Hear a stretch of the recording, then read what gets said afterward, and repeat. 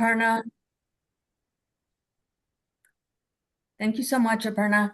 It's a pleasure to be here with you all. And I'm sorry that you can't see me, but I had a little bit of a technical glitch. So hopefully that will, we'll be able to see each other at the questions time. Before I start, I would like to thank the Center for South Asia for having me. It's truly an honor to be here. And special thanks to the Faculty Advisory Committee, to Sarah Beckham, and to Aparna Dharwadkar for that very nice introduction and also for this opportunity to speak to you today. So, as Aparna said, I'm speaking on censorship and the imperiled modern artist in Nehru's India. This is a subject I basically discovered and researched in connection with my 2024 novel, Inside the Mirror. So this image shows you the cover of my novel on the right. And I'll just tell you briefly about it. So it tells the story of twin sisters drawn to different arts in 1950s Bombay against the expectations of their family and society. And Jaya, the main protagonist, is in medical college at her father's direction, but is drawn to the modern art movement sweeping the city. And her twin Kamlesh is very interested in Bharatanatyam dance. So the ancient one is drawn to modern art, the other to the ancient art of Bharatanatyam. And the novel draws on the real life progressive artist group. So Jaya is the main protagonist, and she's very interested in the art produced by the fictional version of this group, which I call Group 47. And so the progressive artists, which are pictured here, was a mostly impoverished circle of men who transformed Indian art in the 20th century and whose work now dominates the Indian art market. I'll briefly identify the three most prominent members. The ringleader and organizer of the group was Francis Newton Souza. He's the man pictured on the far left with the mustache. Behind him, the man with the long beard is M.F. Hussain, who's called the Picasso of India, the most famous modern artist of India. And then on the right, the young man with a rich, full head of hair is Syed Haider Raza, and he also became a prominent abstract artist. So this group, especially Souza, faced censorship from the very start, driving Souza out of India at their first groundbreaking exhibition in 1949, and that is what they are shown at here in this picture. So I'll discuss this inaugural show and the severe consequences for Souza and Indian art. And in conclusion, I will consider the dilemma my novel raises, which is what would happen if a woman artist faced obscenity charges? What would be the greater repercussions for her in a conservative patriarchal society? So this next slide is the actress Nargis. She's posing on the rooftop of her building, Chateau Marine on Marine Drive. So this is the location of the Malhotra family. Jaya and her sister Kamlesh are part of a Punjabi family living in Bombay. And so Marine Drive it's my favorite part of Bombay because I had relatives living there, but it's this very elegant drive with Art Deco buildings that were put up in the late 30s. And it kind of epitomizes at that time modern Bombay, which embodies the clash in my novel between modern and traditional values. And Marine Drive also carries social weight in the novel. Its elegance contrasts sharply with the dilapidated rooms inhabited by the impoverished artists of my fictional Group 47. When Jaya begins to associate with them, she engages a new art tutor who's a fictional version of F.N. Souza. And her fall from grace takes place when she leaves her family home on this beautiful Marine Drive and goes to live with a female mentor opposite Bombay Central Station. So it's a literal descent that mirrors her fall from grace from society. This next slide is the Jahangir Art Gallery. It was built in 1952 by a Parsi philanthropist named Sir Kalasji Jahangir, and it represents post-colonial India's modernist ambitions. It is part of the embrace of modernism championed by Nehru, who you all know, envisioned the rebirth of India as a modern nation, not a village of republics like Gandhi. And Nehru famously declared, quote, "Modern art is a part of making India modern," unquote. And he had hired Le Corbusier to build Chandigarh, the new capital of the divided Punjab. So the progressive artists were very much in line with this thinking at the time, which is, in art circles, at least for them, the political and the artistic were one. And so Souza said when he founded the group, he founded it in 1947. He said, quote, he created the group so that they could produce, quote, a new art for a newly free India, unquote. So the Jangir is also personal to my novel's origins. It was where I had a very chance encounter with a gallerist at the age of 22, which set me on a years-long journey to write Inside the Mirror. This is an image of the progressives and some of their other artist friends. They're gathered here at the Bombay Art Society premises for an exhibition by one of their members, Reza. So this was before they had their own group show. And so the progressives were unique in that they embraced European modernism and the school of Paris, which, is artists like Picasso, Matisse, Leger, Rouault, Soutine. Their education was entirely through reproductions in art books. In other words, none of them had been to Europe. None of them had seen that those artworks in real life. And Souza, who's pictured here with the cigarette dangling from his mouth, later recalled that they talked their art into existence through all-night conversations by the sea, quote, without seeing any model of art, by which he meant modern art, without seeing any model of art and how it should be done, without doing it, we first formulated it in speech. And just as a side note, he was a very good writer also. So he was a very articulate man, and I can understand, how important just kind of talking this into existence was, because they didn't really have much exposure to modernism. And Reza described the group forming, quote, at a time when there was no modern art in our country and a period of artistic confusion, unquote. And so this was a disorientation rooted, of course, in the disintegration of Indian artistic traditions under colonial rule. Now, the only sort of direct contact that they had with Europe was through a few German or Austrian Jewish refugees in Bombay. They had fled Hitler, and these were men who had had some position in their home countries in the art world. So there was one man named Walter Langhammer who had come from Vienna. He had been an art instructor in Vienna. And so he became very prominent in the Bombay art world, Bombay Art Society. And some of these artists then would go to his house for Sunday salons, and he would instruct them especially about expressionism and about, generally modern art in Europe. So that was their kind of only direct contact with modernism. Sorry, let me just go to the next slide. Yeah. So this is the JJ School of Art in Bombay. And this will give you a sense of what was the artistic culture of India like in the first half of the 20th century. And this kind of would explain or be a contrast to how revolutionary the progressives were. So the JJ School of Art was founded in the year 1857. It was funded by a wealthy Parsi opium trader, Jamshedji Jijiboy, and it represented the colonial artistic establishment.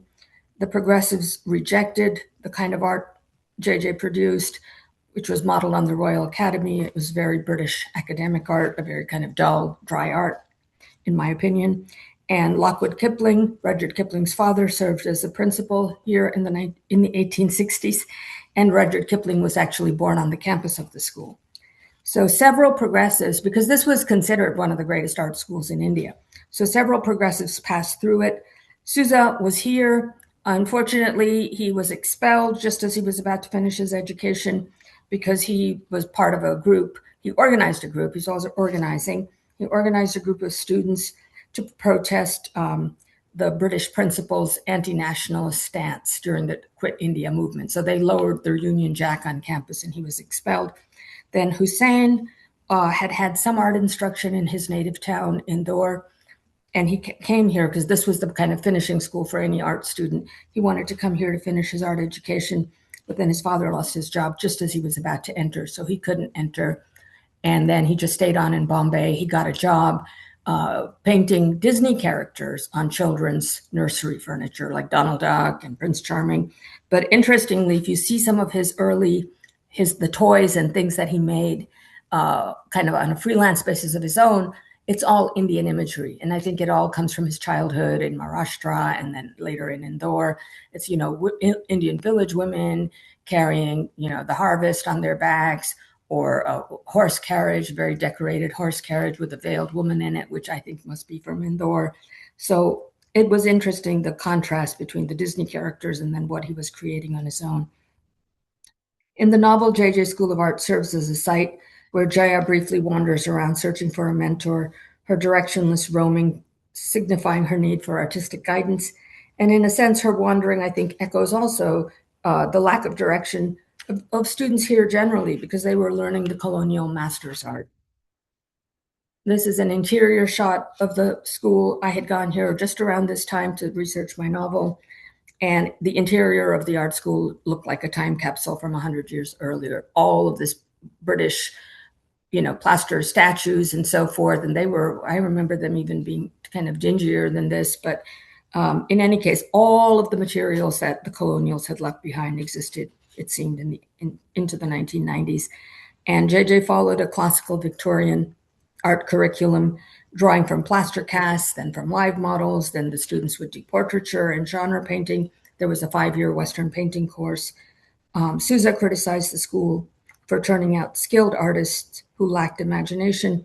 Many students came from traditional families, and I think because they were learning a foreign pictorial language, they weren't comfortable innovating in it. It was enough to just be able to master the basics. You had to be an exceptional artist like Souza then to innovate. And so this is a brief tour of the academic painting the progressives rejected. This is like a typical sort of, actually a very excellent example of academic painting. This is by M.V. Dhurandhar. And he was a student first at JJ School of Art, and he became the first Indian head of school in 1930. And as I say, it exemplified academic painting at its finest, European realism applied to Indian subjects. And when they painted Indian subjects, there was a lot of emphasis on the drapery. So if you see all these saris, different drapes, the way the material flows, that was, how you proved your skill. And but Souza would ask, where's the imagination in the picture? Where's the passion? Where's the artist's vision? And in my novel, Jaya's childhood drawing master, she had one while she was a young girl, is a graduate of the JJ School of Art. And he embodies this very predicament: skilled, accomplished, but ultimately a mimic man. It is precisely this limitation that drives Jaya to seek a teacher who can help her not just replicate reality, but truly express herself and her world on canvas. And the artist's dilemma represents the problem, I think, of identity in a colonized society. The artist is speaking about their world, but who are they? What is their cultural identity? And then within that, what is their individual identity? And so the other sort of school that the progressives rebelled against or resisted was the Bengal School of Art. And that was very different than academic painting. It was led by Abanindranath Tagore, who was prominent at the Calcutta Art Academy and later also at Shantiniketan. And this tradition, which, as I say, the progressives rejected, was a revivalist movement. And it drew on Mughal and Ajanta painting and Indian mythology. And its influence was spread throughout India because a lot of Abanindranath's students then became heads of art schools in the provincial cities all around India. And the Bengal school was celebrated as a modern art movement in the early 20th century. So it was seen as modern art. And it took a deliberate political stance in favor of the nationalist movement in Bengal. It rejecting Western painting. And Indian painting was meant to advance pride in the Indian identity. And this painting here is an iconic example of Bengal school painting.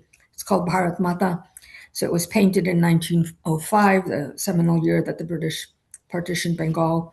And it depicts India as a goddess bearing food, cloth, knowledge, and spiritual wisdom in her hands, and is a direct invocation of the Swaraj and Swadeshi movements.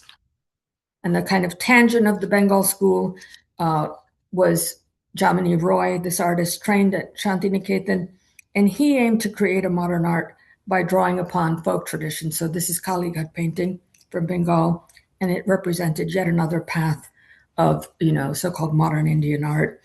But the progressives were particularly contemptuous of Jabni Roy, and they sought formal innovation through the language of modernism, which they considered a global language. And before I get to that controversial exhibition where, Souza's work is censored, I wanted to show you some of the work he was doing leading up to that. So he joined the Communist Party after he was expelled from JJ School of Art.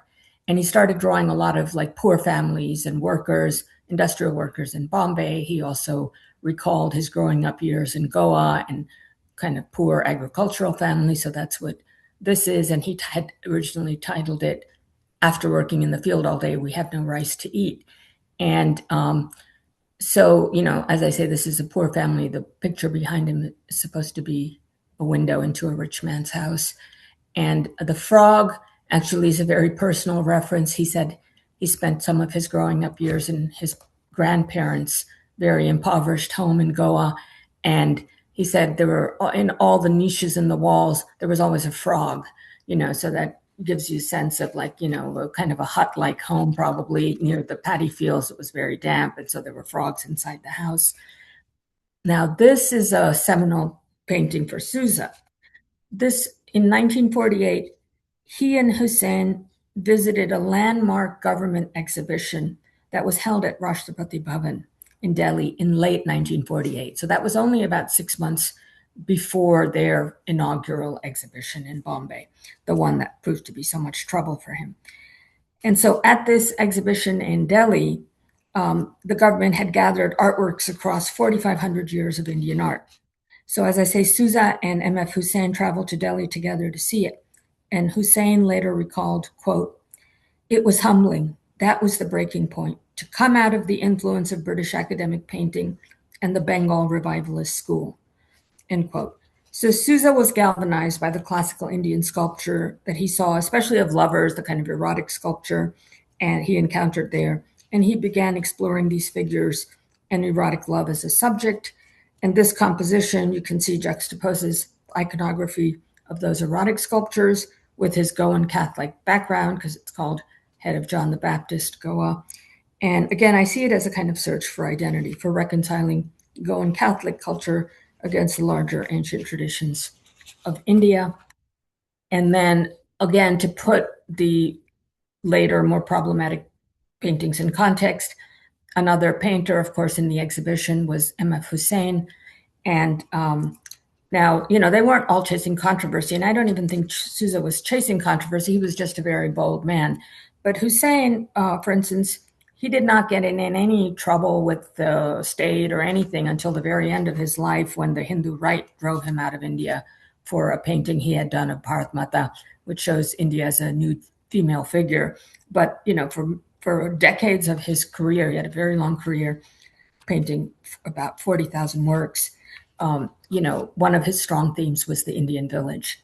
And I think that resonated with many, many people, because I think the village, as Gandhi, was also very fixed on the villages, as India is a republic of villages, I think that was the kind of collective unconscious of India, the village. And so even if people were urbanites, they loved the idea of the village, fascinated them. And so Hussein really tapped into that.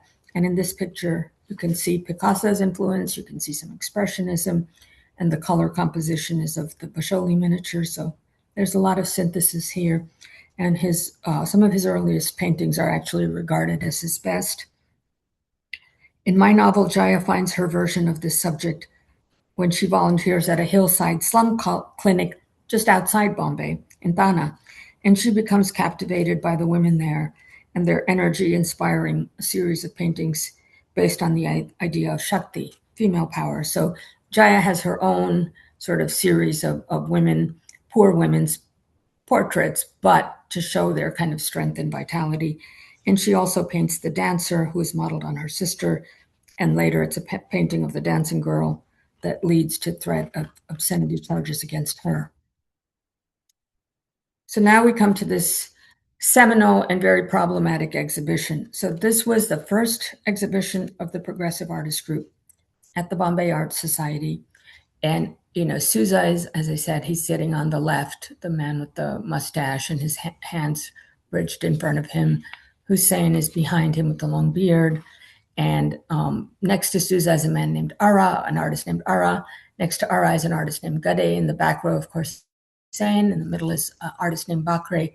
And then on the right is Reza.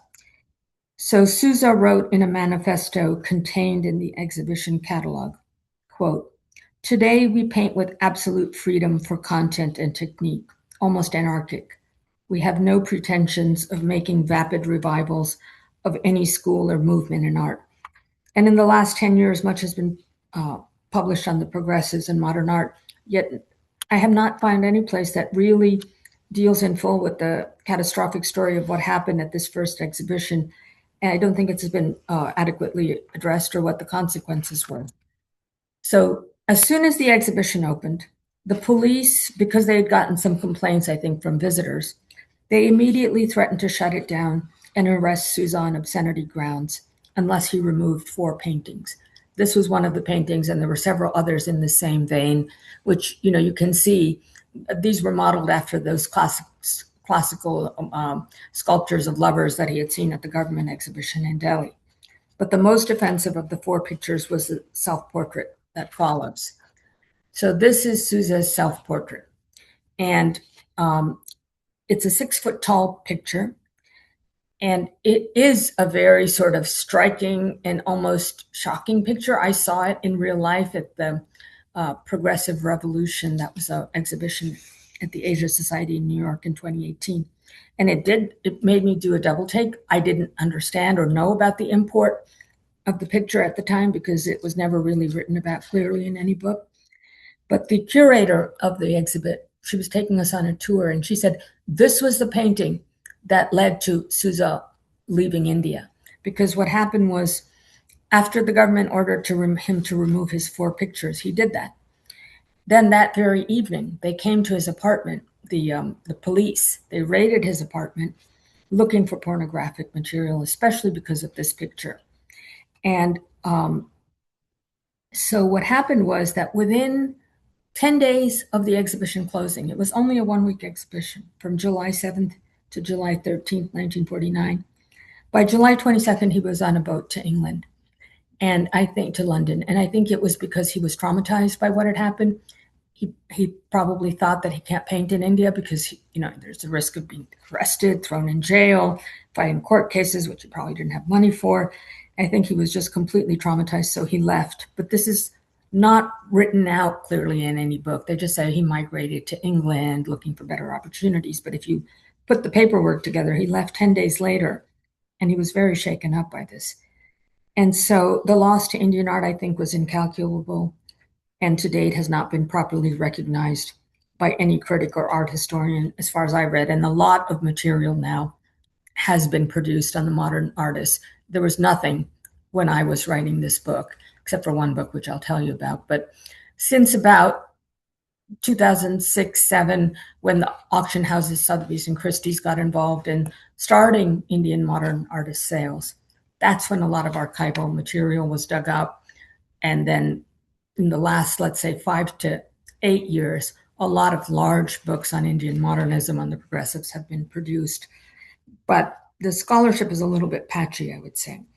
And I think the loss to Indian art is incalculable because Souza was a visionary provocateur whose continuing presence in India might have pushed other Indian artists towards greater heights or more radical directions. Instead, England permanently altered his work, and a potential treasury of images of India were never made. So the rich descriptions of Bombay that he's written in essays when he went to England, I think would have turned into imagery. And I think there's a lot that India lost. He found some recognition in England in the late 50s and 60s, but on the whole, critics didn't know what to make of an Indian modernist. Then he went to America in 1967 to New York, and he went into complete decline. Even though he continued to produce work, he became very sort of disappointed. No gallery showed his work, and it's the typical story of an artist just getting no recognition until his death. And he's now considered a celebrated master, and his work sells, into the millions of dollars at auction. But back to the self-portrait, I believe the eyes express a vulnerability, And that connects directly to a question Jaya asks in Inside the Mirror. And also just notice the emphasis on the boniness of the body, especially the upper body. And both of these items, the eyes and the boniness, relate to what I will read from my book in connection with the next image. So this is a collection of sketches of bones that Souza did as an art student. And when I saw these in an auction house catalog many years after I finished the first draft of my novel, I felt vindicated because I was trying to figure out how my character Jaya in medical college, what kind of artistic training could she possibly be getting? And one area was that she would be studying human anatomy. And then I learned that anatomy professor from the medical college would go over to JJ School of Art and teach the the art students human anatomy. So I'm just going to read from the beginning of the book. This is the first page. Inside the gunny sacks were the makings of a man. There were 2 bags, roughly dividing the bones for the upper and lower halves of the body, and Jaya had not wanted them inside the bedroom. But her father said they should not be stored on the balcony during the monsoons, where she'd kept them last month, because they might start to smell in a heavy rain. The servant boy had climbed a stool and placed the sacks on top of the wardrobe at her father's instruction, her mother grimacing as the thin boy placed the bundles overhead. Jaya had been told to ask the servant to retrieve the sacks for her whenever she was ready to work in the afternoons. Instead, she had moved the rootless bones once again.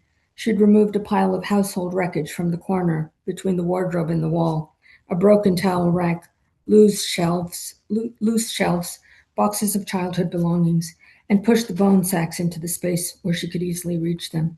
Today she had pulled out both bags, not only the one containing the bones of the upper body, which she had to mark up. She hesitated before removing the rib cage and placing it on an old sheet spread over the durry on the floor. She glanced behind her. The door was shut. No one liked to see her laying the bones on the bedroom floor and taking her red chalk to draw a line where a muscle originated and marking in blue chalk where the muscle inserted. Now she took out the brownish basin of the pelvis, searched for the long shaft of the thigh, and found a fully formed foot. All the knotty bones threaded together. These were new bones to her. She had not dared to assemble them like this before. From her writing table, Jaya fetched her pen and ink bottle and tore a sheet from a tablet of drawing paper. She tacked it to a small plank she used as an easel. She sat on the floor, leaned against Kamlesh's curio cabinet, and considered the skull with its clenched set of teeth and hollow eyes, the winged hole of the rib cage, the rod of a femur, and beneath the gap of white sheet, the fan-like foot. The morgue prepared the bones from the bodies of the unclaimed dead, found in the roads and railway stations. Each first-year medical student was partnered with a fresh skeleton. Here were the pieces of a man. Who had he been? Jaya drew the rib cage with a slower hand. The trunk of the sternum and looping branches of ribs needed close attention to be given form as a whole, with lines and shading. A splotch of ink spread on the half-made foot, the toes sharp as pincers. A thought came to her. How do you become someone? She wrote the words like a banner in a fluttering script and capped the pen, lifting the board from her lap.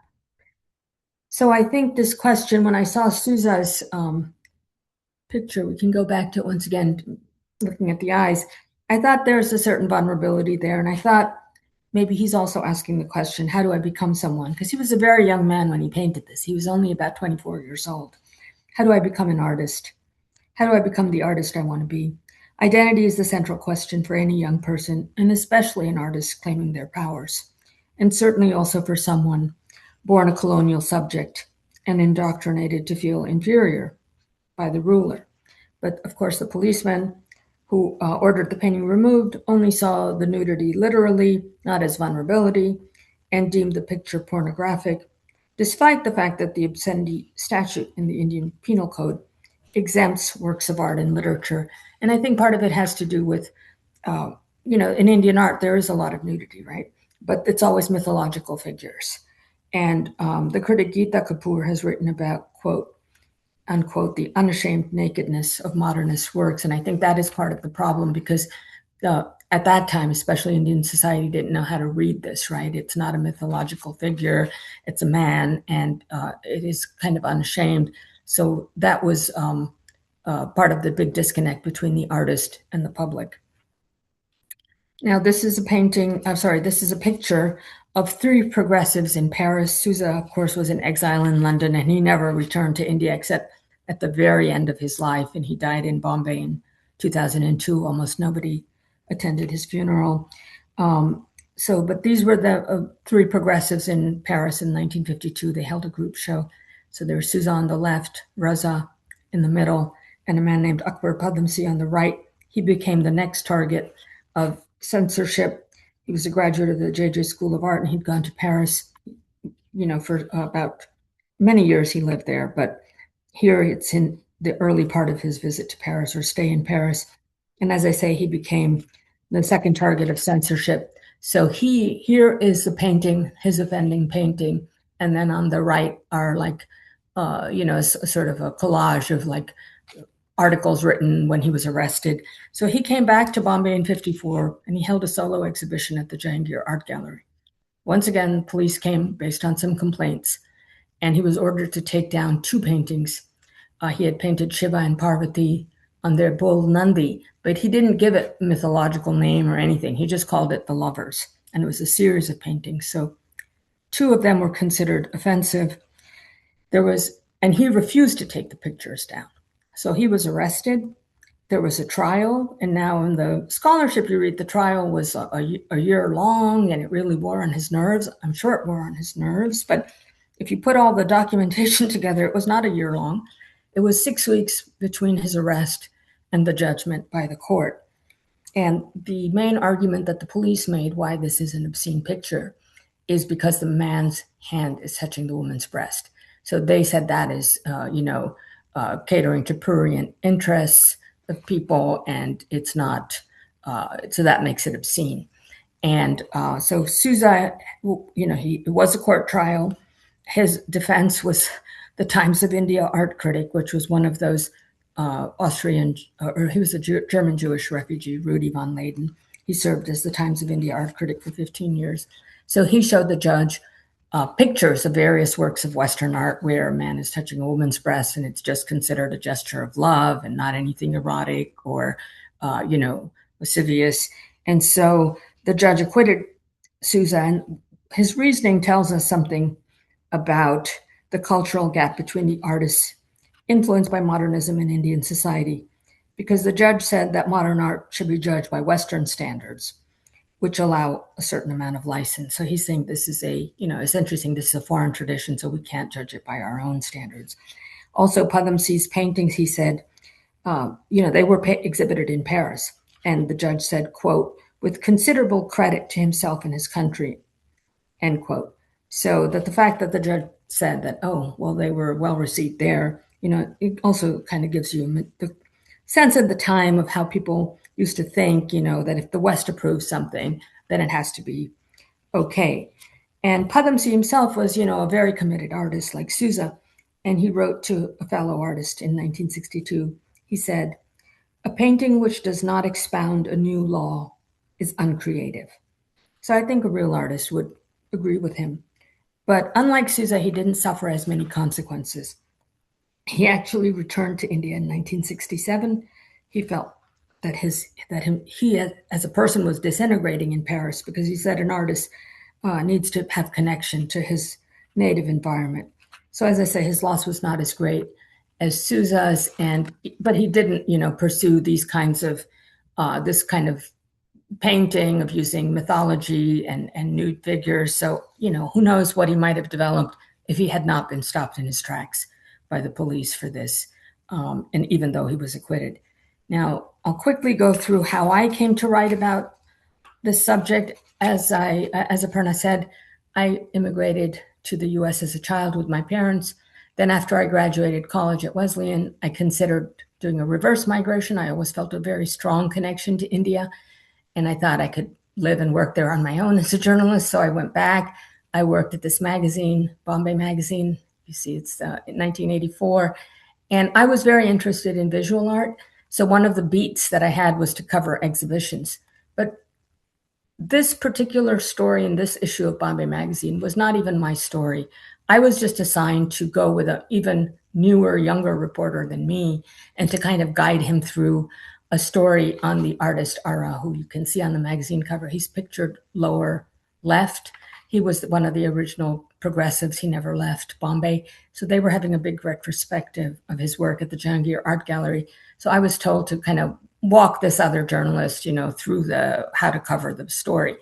But he was covering the story fine on his own. So I wandered around the gallery. And so this will take us to the central picture. As I was wandering around Jahangir Art Gallery, I went into another gallery within the gallery. And that was a private gallery called the Imperiled Gallery. And it was run by a man named Keku Gandhi. So in this picture, which is, from 32 years before I met Keku Gandhi, here he's pictured on the left, the far left, in the white suit. And he was a very big art world figure in Bombay. He had a gallery. Earlier, he had a frame shop. And so when I wandered into his gallery, he was a very friendly man. He started talking to me about Ara. And then he started telling me within 15 minutes this very enchanting story of he was there in 47 when the progressive artists actually got together. There was this man named Souza who was very volatile, and he organized the group, and they declared themselves to be modern artists, for India. And Hussein was part of the group, and that they used to leave their paintings on consignment at his old frame shop. And Souza would always be fighting with his wife about the money, how much money he was owed. And so he painted this very vivid portrait of these artists. And I was very taken by it because I was a young woman who wanted to be an artist. I wanted to be a writer. So I was very inspired by this group of men who just said, who just laid claim to being artists and to being modern artists and doing something different. So then I asked him, well, were there any women artists in the group? Because I was looking for even more inspiration and validation. And he said, no, there were none. So that was a little discouraging.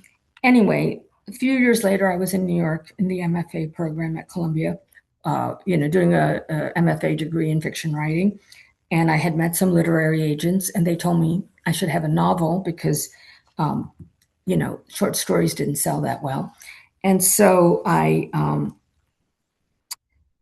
started imagining this novel with these twin sisters at the center. And I remember that he said there were no women artists, but I thought, what if there had been one? I would write about her. And then I contacted Souza in New York. I found out he was in New York. He was in the phone book. He refused to meet with me. That was 1990. I think he was very disappointed.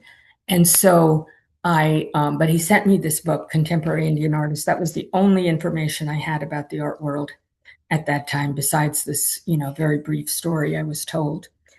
Now, this is the dancing girl from the Indus Valley. And in my book, Jaya, she does a painting that gets her in trouble. And it's based on this dancing figure. She shows her abstracted. She shows many people's hands grabbing the figure. And it's because Jaya herself feels torn apart by society since she has insisted on remaining, as part of the painters group. She's become estranged from her family. She's left medical college. So her personal life is falling apart in her pursuit of art. And so I will just leave you with a last bit of reading from my novel about what happens when Jaya is ordered to take this painting down. The policeman comes to the gallery. He insists she take her picture down. The other male artists, it's a group show, tell her not to take it down. And she has a day to take it down. So in the evening, she goes back home. She's living with a female mentor. And she decides, I'm going to take it down. I don't want to be arrested, and I don't want, a scandal in the newspapers and so forth. And so she has mentally made up her mind that she's going to take down the picture. But then this is what happens in the apartment in the evening.